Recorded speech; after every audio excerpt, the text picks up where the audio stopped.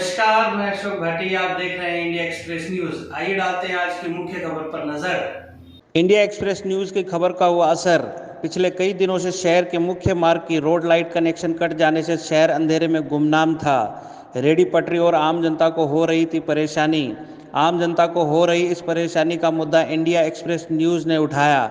नगर पालिका ईओ ऋषि ओला ने India express news को आश्वासन दिया था कि सोमवार तक मेन रोड की लाइट चालू हो जाएगी, और कल रात बहरोड की मेन रोड की लाइट चालू हो गई और अंधेरे में गुमनाम शहर लाइटों से जगमगाने लगा।